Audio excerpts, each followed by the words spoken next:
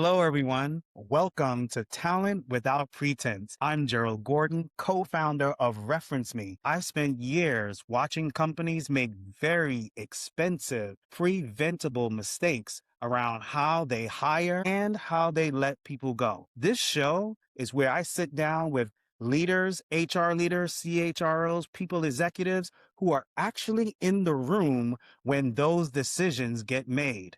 No buzzwords, no vendors, no pitches, just honest conversation about what's broken, what's working, and what needs to change. However, today I have a special edition.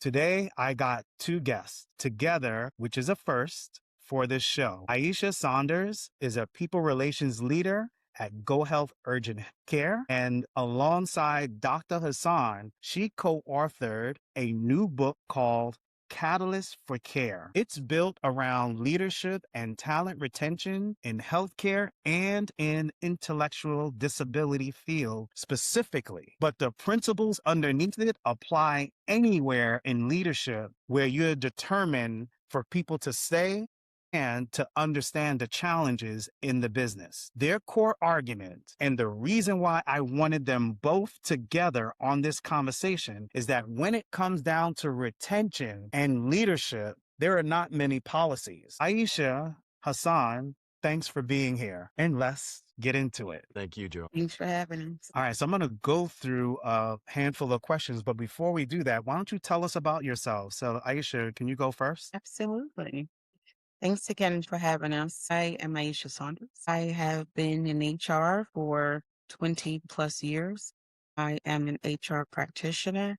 My specialty is employee relations. I've worked for nonprofit, profit sectors, in unionized healthcare has been a large part of my background. And I have partnered with Dr. Hassan on this lovely book to talk about talent, retention, and performance. And Dr. Hassan, what about you? Thank you so much. So again, had the definitely great pleasure to partner with Aieshah on this book and this project. My background and experience is HR leadership, a global HR leadership perspective, and working in global agencies, as well as being blessed to have created HMA Consulting and Motivations. For the last 15 years, I've been focusing on that, working with CEOs across the US and global on HR scales and talent on retention and hearing different types of thoughts and challenges and problems and offering some solutions that are not just metric driven, but also people driven. And on the side, I am also a professor at a few universities, Columbia and a few others. This opportunity to partner with Aieshah to put it all in a book, to give it out to our audience is perfect. Meeting you, Joe. Can't wait to talk and deep dive. Awesome. So here's what I would like to do because I see this book cover and I think it's beautiful. So Aieshah, would you just dip to the side so they could see the book cover? And it's absolutely beautiful. And also you can access it on Amazon.com. So I just wanted to plug that. All right, so let's go into the first question. Every leadership book promises to improve performance. What makes Catalyst for Care different? So I'll jump in just for this purposes. And first of all, I'm going to take a step back. I'm going to give full credit to Aieshah and her creativity for the book cover. So it was ironic you said, Aieshah, can you move to the side so you can see the book cover?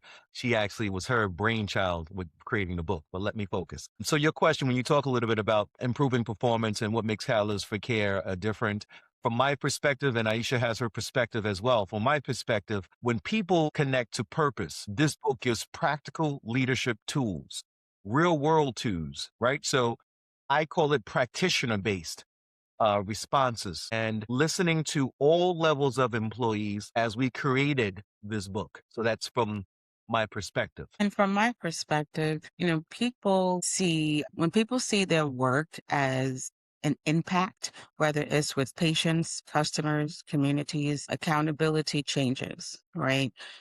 Purpose isn't inspiration alone. it aligns between the individual and the mission of the company. So that was part of my inspiration to contribute to this book. Let me ask a follow on question. When you think about the challenges that are happening today, and you think about when we look at retention or we're looking at an organizational structure, especially within companies today, have you noticed that there's been a shift maybe from the time pre COVID to where we are now? That I would say would be addressed in what you all talk about in the book. But I'm just curious if there's a difference that you've seen pre-COVID to where we are now. For me, absolutely. So, and Aieshah she's had some great dialogue with me on this, I know from her perspective, but from my perspective, it is more hands-on employee performance.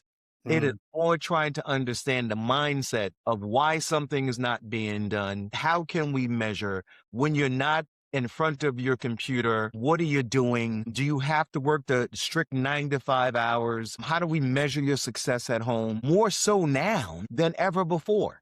mm. And so when you two look at metrics and time and performance, there's a step before that Aieshah talks about. I know, and I don't, go ahead, Aieshah, you can tell the audience some of the things that you talked to me about as it relates to COVID.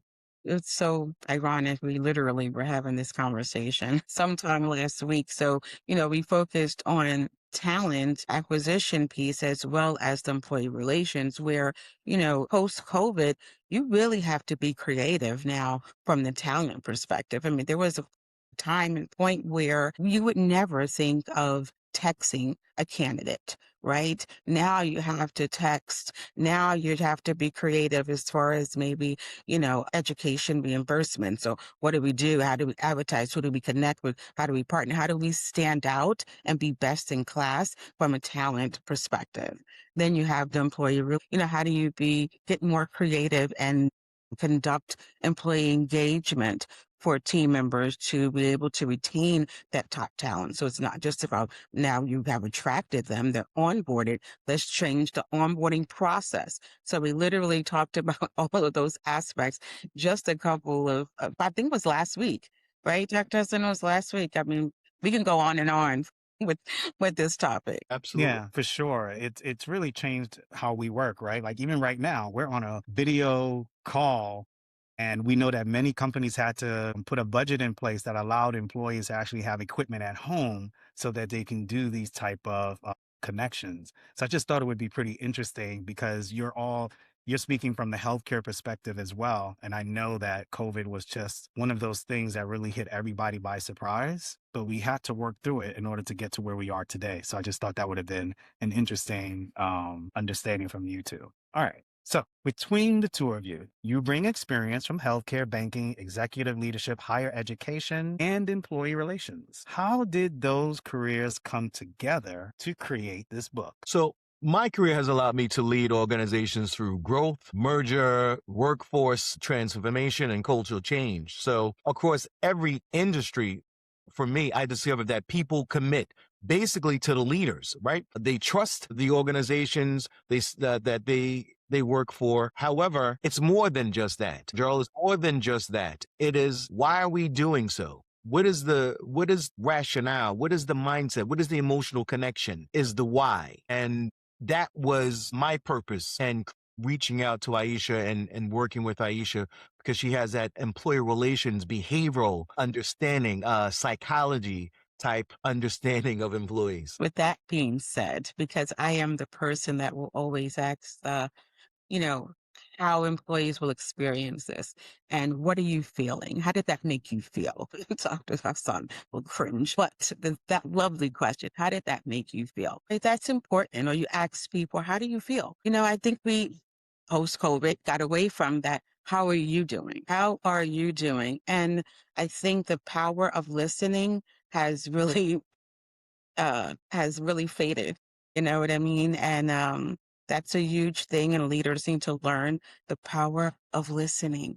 People want to be heard. And we talked a little bit about this too, Aieshah, when we first started developing some of the concepts and theories in this book. Leaders listen 80% of the time and speak 20% of the time, right? Good leader.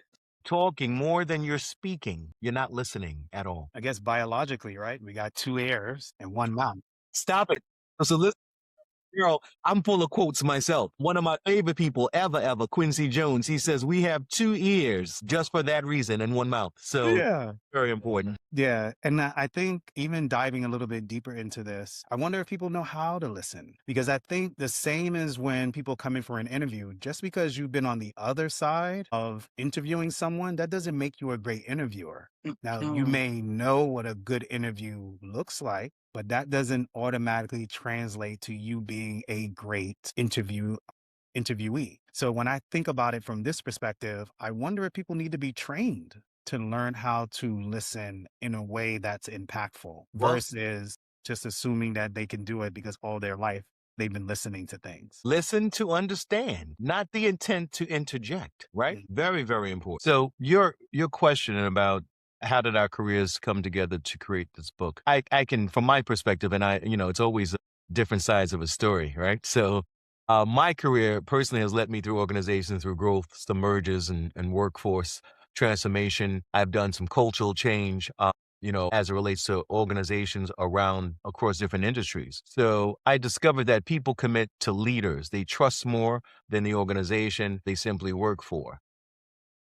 And I will share with you from Aisha's perspective, when I saw that her area, her strength, her subject matter expert area in HR was employee relations, I needed to make sure then that I tie into a person who hears the employees, right? And understand that leaders do struggle with difficult conversations. I needed to speak to a person with her subject matter expertise who really understand that 95% or more, believe it or not, of folks that are hired into leadership roles never even had leadership training or experience, right? So here I am as an executive and I'm saying, listen, Gerald, we just hired you as a leader, but you were hired because you were great at your role, not with a background in managing personalities and peoples and behavior. So having Aisha help me understand the rationale behind this and what can we do, for me, made great sense for us to come together and create this book. Aisha, did I miss something? No, that was spot on. Fantastic. I wanted to, based over what you said, I had that same situation and it kind of shocked me too. I remember when I first moved into leadership and I was in the room with a lot of other leaders, very seasoned leaders, and we were going through training, crucial conversations, SBI, so situational awareness training. And I've been through the training before. So for me, I was just, okay, this is kind of tuning up something that I already knew. But these are very senior leaders and they've never taken those classes. And I was like, how is it that I am new to my leadership career, but has already taken all of these training classes, but you've been leading people for years and never did crucial conversations, situational awareness, and a lot of things that we felt were critically important, 7 habits of highly effective people, all the things. And I'm like, it's very interesting that what you just said, I see a lot of because you're a great practitioner. They just assume that you can actually go in and lead people. And there are very different things. So Indeed, I agree. indeed, and which in most cases can create some burnout. Which takes me to my next question. It's a perfect segue. So burnout has become accepted as the price of leadership. Do you believe that's true? For me, stress is inevitable, right? But burnout should not be part of a badge because you're a leader, right? And again, Aisha, please jump in. I remember a conversation you said that if we're not mandating some of our leaders to take breaks to communicate how they feel about certain things, we're going to keep turning over leaders and leaders and leaders. Can you talk a little bit about that, or if you remember some of that conversation? I mean, that's all the time, right? Often you have organizations where leaders are working with a lean leadership or even just a lean staff, all together. And, you have folks that, as you just mentioned about the training and how to be an effective leader, they may not understand the power of delegating, right? So they do it all. They want to take on all the responsibilities and they want to do all the things, right? And the next thing you know, they're burned out or they want to look like the hero because I worked all year and I didn't take any PTO, you're doing yourself a disservice, right? Some leaders can effectively juggle multiple things at one time. Others, you have to really stay the course, take your time, enjoy your family. Time is priceless. Take your PTO, come back, feel refreshed, start all over again. So it's not necessarily about the leadership. It's about having those effective coaching conversations, implementing that PTO. Some companies like they have a little competition with PTO. You can incorporate so many different things, but you should really enforce that PTO time. That's critical. I also think that goes back to the credibility of the leader, right? You have a team, you don't want them to get burned out. They're going to Right. follow what the leader does. So if the leader is not taking any breaks, then the individuals don't feel like they can take breaks either because, frankly, they may want your job. But even besides that, they assume that you should be a role model for how you want your team and the corporation expects those individuals to behave, right? So as a leader, you're not just leading your team, you are representing the company. And so I think it's critically important, like you mentioned, that rest is a part of the process, not getting burnt out to the place where you can't function, because all that does is breed the same thing with everybody else. Indeed. As a leader, when you're talking to your team, say you're a person that you may respond at 10 p.m. or you may respond on the weekends, you should really enforce to your team, I'm not expecting you to reply to me until Monday morning or until the business hours, but I'm sitting at this email, but I do expect a reply, but you don't need to respond to me at 11 p.m. Enjoy your family. True. But I also push that leader to say, learn how to use the scheduling tool, right? You can write all your emails Exactly. and schedule it during the day so that you don't cause people feeling like they have to respond. Before we Exactly. before we get off this topic though, this is an inside question that I think a lot of people would want to know since we're here. Mhm. When you see an employee respond at 11 at night because you put something out at 11:01 p.m., do you look at that employee and be like, oh, they're a superstar or they are actually doing something that I would do and they get sort of a leg up in your book? Or do you look at it and you say, I really need to have a conversation with them because I don't want them to think that that's how you actually get growth in the company? I wonder how it feels to the other side where people are responding right away, right? You send that email out, you get 2 responses. Does it make you feel good? Or is it like, did they really think about what I'm saying? Like, what would you say to that? So I'm going to jump in just here because what you're doing to answer your question, yes. If I send out an email with no intention of that employee to be responding until a Monday morning, but I just got up in the middle of the night, I just want to send this email because something I thought about. But then I see an employee respond back to that. Of course, I'm excited. What? Check this employee out. However, Gerald, I'm creating a behavior that will eventually backfire. Okay. I I say, agree. how often does that happen? I think it happens all the time. Absolutely, Yeah. absolutely. Because then the employee feels a obligation to respond. Mhm. And can I tell you, then it gets to the point in employee relations area, Aisha's expertise, where listen, I don't know why I made some of these mistakes or I did that. I worked 24 hours, 7 days a week. I'm always on. And they're gonna use that because you helped them create that. Yeah. I was forced to respond outside of business hours. So, So it becomes an expectation. Indeed. Hmm. mhm. Interesting enough. I've done it too. So I'm not guilty from that, but I was curious of how people feel on the other side. All right. So this also, I love how these questions are just flowing into the next thing. So if a CEO only had 1 week to improve retention without increasing salaries, where would you tell them to start? Mm. Mm. Number one for me, would be spend the week listening instead of assuming. Spend the week listening instead of assuming. Because you are the leader and you're designated the leader does not mean you're omniscient. You're all knowing, right? So and that's one of the reasons. Can I share this with you? That's one of the reasons why I forgot the name of this TV show that the bosses were hidden and they got to learn more about the employees. And Undercover boss. Look here at we you. go. Go ahead, Dr. Hassan. Go I ahead. told you a little bit about that. So anyway, Okay. so For me, you spend the week just listening, take your tie off, roll up your sleeves, and sit down and just listen. Try that. First of all, it's gonna be like, what's going on? What's happening here? Right? So that's my answer. Of that.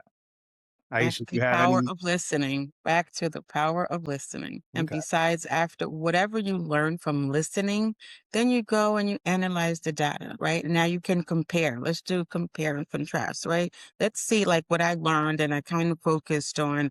I'm hearing a lot of tension over here in this particular division. Let me look at the data. Then you say, well, maybe this makes sense. These puzzle pieces are starting to fit because the turnover is high over here and I'm learning a lot about this leader. And maybe I need to invest more into some learning development, peer training, different things, different ideas I can come up with. So you listening and data, analyze it.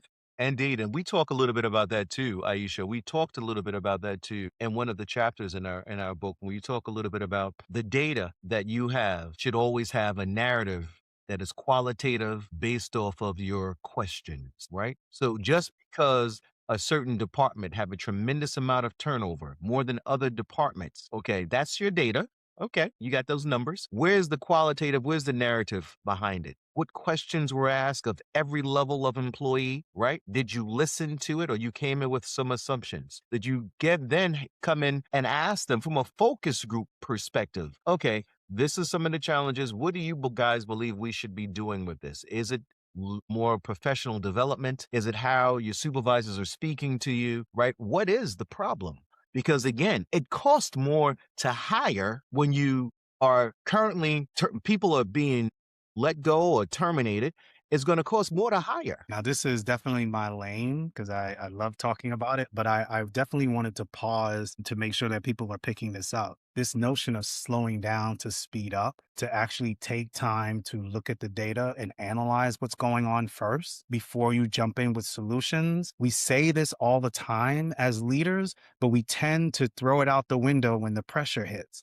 But I'm hearing again that this is still the best practice. Take time to listen and gather data before you start throwing out solutions. I say this to the executives that I work with all the time. When you get that offer and you get that new role, those first 90 days are critical, but it doesn't mean that you have to go in and solve every problem. What you need to do is listen and understand how the business works so that your solutions will be guided in the right way. And it doesn't mean you can't come up with new things, but how do you express something new when you don't even know what they're doing? And I Indeed. think that that's important. Exactly. Yeah, What are you trying to solve for? exactly. Because you may be going down a path of what we call recency bias. You seen something work somewhere else, just like you were talking about, Dr. Hassan, and then you come in and you're like, oh, I could just cookie cutter what happened over here to what happens in this department. And lo and behold, the problem that they needed to be solved was totally different than what the other organization was solving. So I feel that one in my bones. Like Well, that is very clear. so listen, Joe, and something else that Aisha and I talk about in our book too. There are now, from a historic perspective, 5 generations in the workforce. Uh, 5 generations in the workforce. So you cannot use that cookie cutter approach, right? Because we've never had it before, right? So people think differently, people believe differently, people respond differently, people perform differently. And it's up to us to find out why you're not performing. And those who are performing, talk to me. What do you like? What do you do? Give me some thoughts and some ideas. Others can emulate your success. So let me ask you this. If we get to the place where we're able to support our leaders and they get to the place where you did everything you can to help them learn, when is the right time to turn them loose and say, look, we've given you everything, right? We've given you AI training. We've given you an opportunity to improve your performance, but it's not sticking. What are some of the things that you can share with our audience about at the end of the day, they have X amount of time to get it right. And if they don't, then what is the process of starting to move them into a new role that may be better fit for them? Or they got to leave the company. I'm curious from both of your perspective, what does that look like? Aisha's probably smiling because this is where we tend to agree to disagree. And again, I want to speak to her. I'll just speak for myself. So for me is Gerald, if I'm having a conversation with you and we're agreeing on a coaching strategy, we agree on what the problem is, right? We agree on a timeline. I'm going to be here to support you. And then when it's not happening, I come to the table months later, weeks later, whatever the case is, and I say, Gerald, we've tried this, man. It's not working. What do you suggest now? Because right now, the job is not getting done, the work is not getting done, and you agreed to do something and is not working. I don't want to transfer you to another area, and the core is the work ethic, the performance. So I don't want to transfer a problem. Mm. So what are your thoughts here? My hands are tied. Tell me. So that's my approach. Aisha, what do you think? And this is where we agree to disagree because here is where you have performance management, right? Where Dr. Hassan speaks of, like so many leaders, he's had the conversation, he's had multiple conversations. You're talking, talking, talking. If it's not documented, it did not happen. Where's the documented conversations? Where's the follow up per our conversation? Here is the goals. Here is the outline. Here's the expectation. This is what I wanted you to follow. You didn't follow that. Maybe the person may need to go on a PIP, a performance improvement plan. Let's go that strategy. I don't believe you should, pass the problem on to another team. That's you're just kicking the can down the road, right? So at this Interesting. point, it's about performance management. Let's talk about a PIP. You're trying to help this employee, right? Help me help you. So that's what you're doing. And then it becomes a skill versus will effect, right? Is it a skill issue? Does the person need more training? Or is it a will that they just do not want to do what's expected of them? It's two different things. And you can lead a horse to water, but you can't make the horse drink, right? So if the person is not performing and you've tried everything, training, coaching, all the things you've done, it's time to performance manage and it's not a good fit for, the role or the company altogether. You may have a junior role, say maybe the person is better off in more of an administrative position. If that's their strength, then that's what you want to focus on, their strengths, and you should focus on that role. However, if it's not, the person's not a good fit for the company. Mm. Okay. So I definitely see both sides. Now, the company can be wrong too, right? Sometimes they're just trying to make the person miserable so that they can push them out, which I've seen as well. Actually, Yeah, it's happening yeah, a lot now, right? It's called quiet quitting or quitting. Yeah, quiet firing, where they just don't give you any resources. The manager knows what they're doing because they don't want to either elevate you or move you somewhere else. So they purposely make your situation harder than it needs to be in order to push you out on your own, which is pretty devious, but that's the world that we live in. Okay. So people often say they don't leave organizations, but they leave supervisors. If we was to dig into that, it can be thought of in so many different ways that it's not the issue about the company, it's more about the people who are leading the people. And so, what do you all say to that narrative? So my approach, and whenever I'm asked this question, is we are with our coworkers more than we are with our family and our friends. So it behooves us to ensure that a professional working relationship is had. I'm communicating to you, I'm expressing my feelings, I'm discussing things with you, and we are respectfully engaging in performance. So for me, the relationship that employees have with their direct supervisors is so critical because that shapes their experience with the organization, right? So, and I'm going to use a crazy analogy here. When you're at home and how you're raised in a loving, caring, communicative environment, in most cases, you as a leader will take that and do the same and should be doing the same in your work environment. I respect you. I am here to be your leader. I am here to, and I don't like using this word often, but it's called servitude leadership, right? And that is why when I have a problem, I go to you, supervisor. I talk to you, supervisor. I don't go to the CEO or the CFO or the executive leadership team, right? I have a problem. Please help me. So that's when I talk about people don't leave organizations, they leave supervisors. That's my perspective from that. Aisha, thoughts on that? I agree, with Dr. Hassan. However, I mean, at the end of the day, 9 times out of 10, when a person is leaving a company, they're going to a similar role.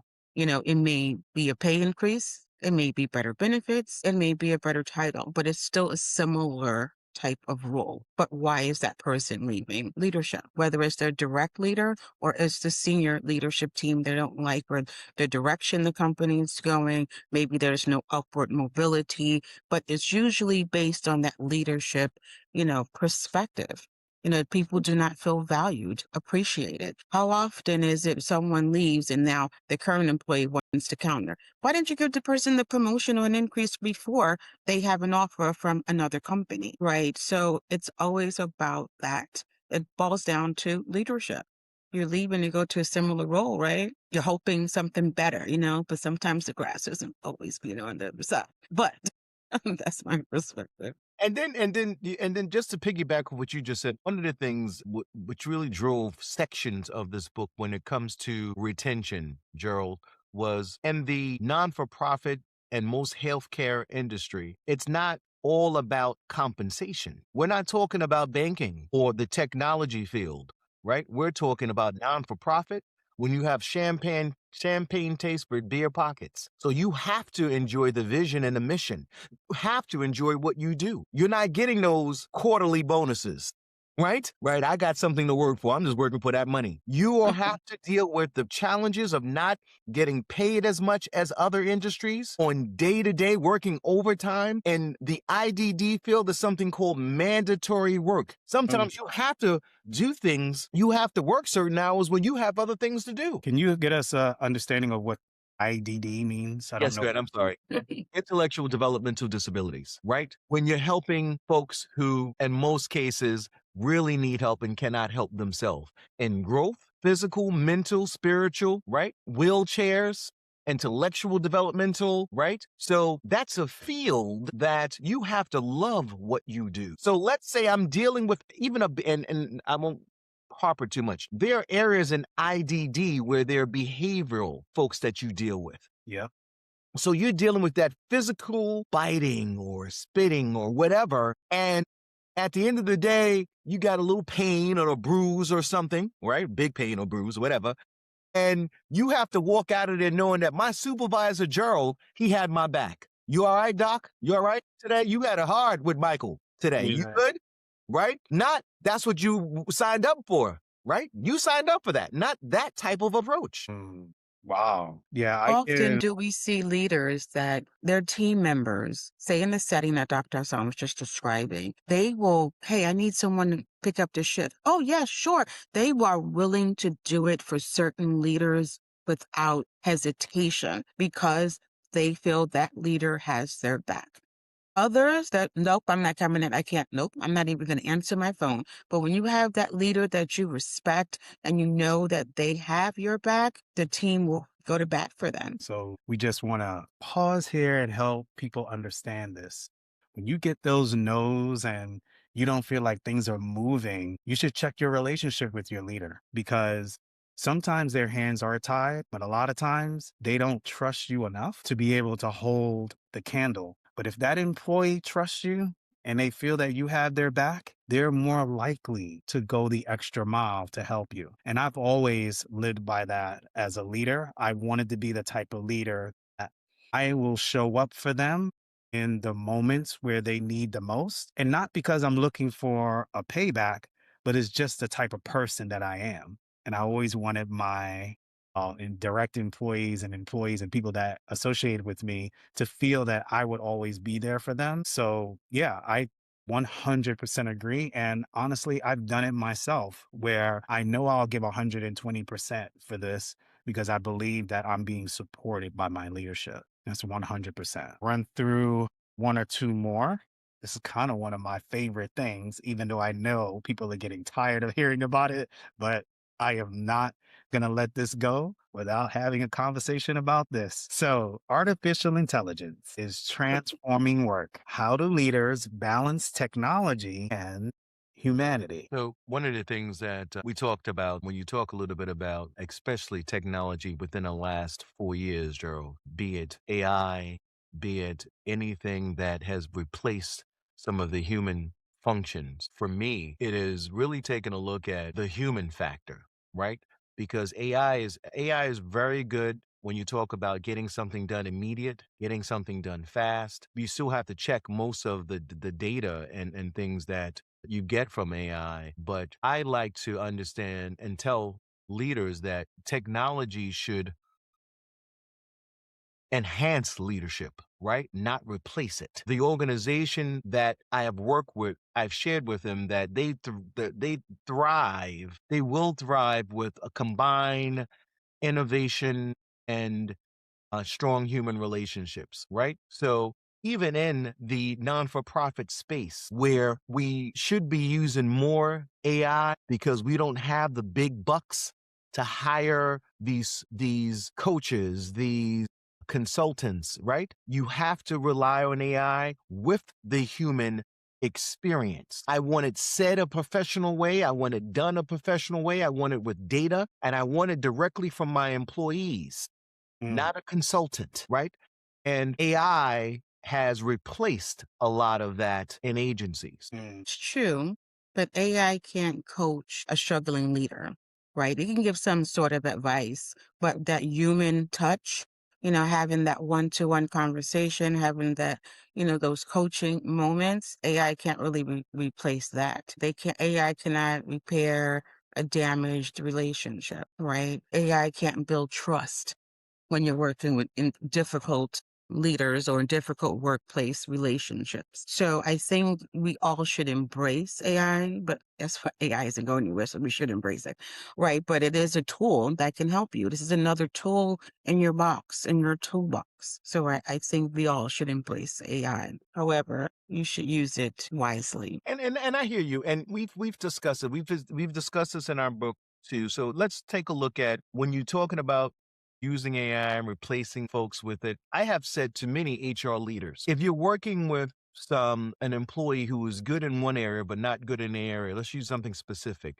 They are very good in leading and managing people, but their writing skills are just no bueno, my limited Spanish, right? Then what you do is you have that leader, anything that they have to correspond in written way, run it through AI with a human touch on it. It can spell check it. It can write it a certain way, right? You can say, make sure I add more human feelings to this, my thought that I'm typing in right now. Then it can be emailed, right? You can even tell AI, I want to make the person feel engaged. I don't want to seem condescending. AI can help that employee who can't write well. So I said there is definitely opportunities for folks to use AI and not replace leaders, to Aieshah's point. But you have to really sit down and say, how are we going to use this effectively? We're not replacing this person with that, and we're not doing that. Very important. yeah. So the reason why I love asking this question, because it does have roots into something much more sinister. And I've been sharing this a while, and it is my opinion, but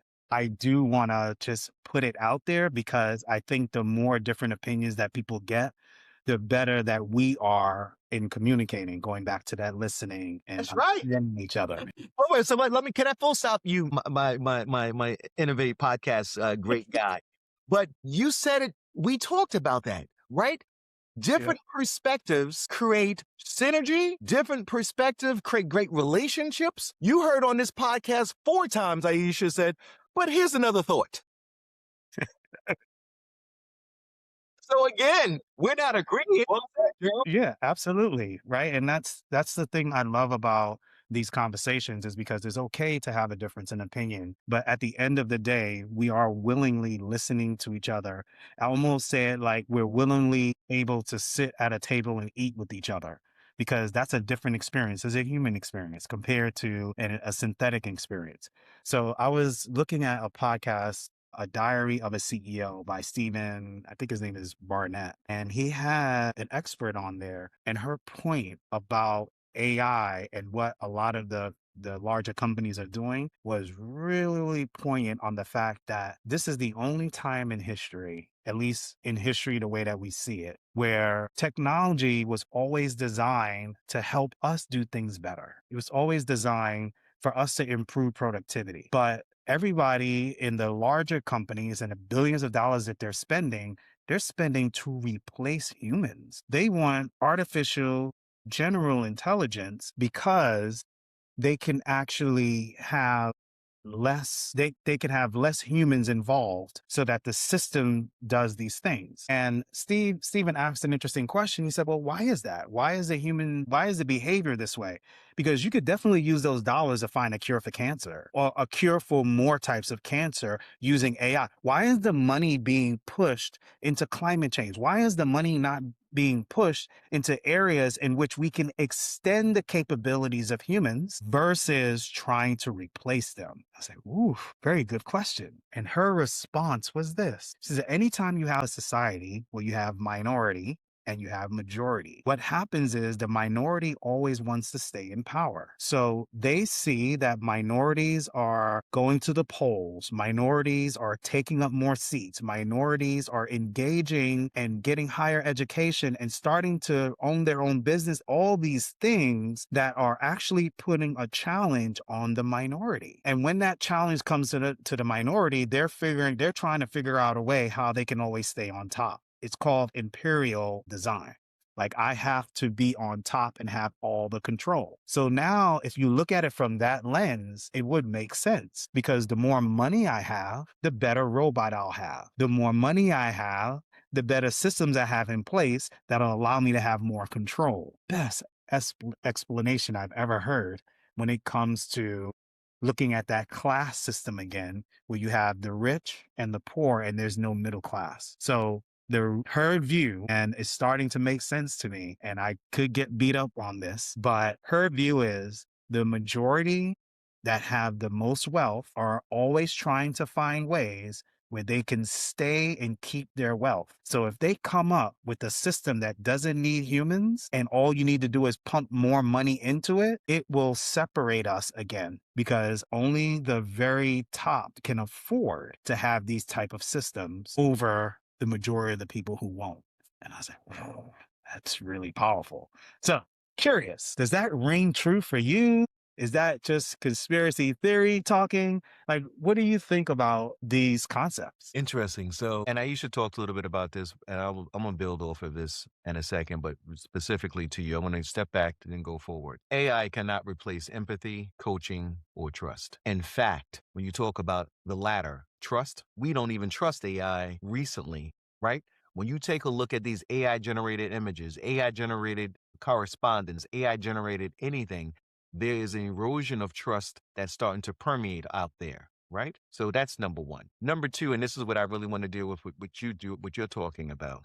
You're right about the majority and minority, and minority want to hold on to that authority, that power, and that prestige, right? But here's the challenge, and you and I may have talked about this, or was it Aisha? But anyway, every single person better start embracing AI and learning about AI, right? And here's what I want to be specific. When I do my consulting experiences with entry level employees, with managers and CEOs, I say to every single level, AI can help us be better and make us aware. It's a knowledge tool, right? Just like we used to have Britannica, then we have computers, and then from computers, we had something else, right? And now the younger generation, they have a little bit more technology understanding of certain things because they're immersed in it. So when Aisha and I are talking to the mature generation and we say, listen, instead of spending 5-10 minutes in front of the TV or doing something else, learn about Claude. Learn about Chat GPT, right? And digest it, because it's going to get even better. And you may not be able to afford it in a few years the way it is now. So while we have the opportunity to afford it, we have to embrace it. I say that in every consulting, coaching experience at every single level, man. Very important. Absolutely. I 100% agree with that sentiment, that you don't want to be so far behind trying to catch up with stuff like this. All right, so I'm going to do the last question.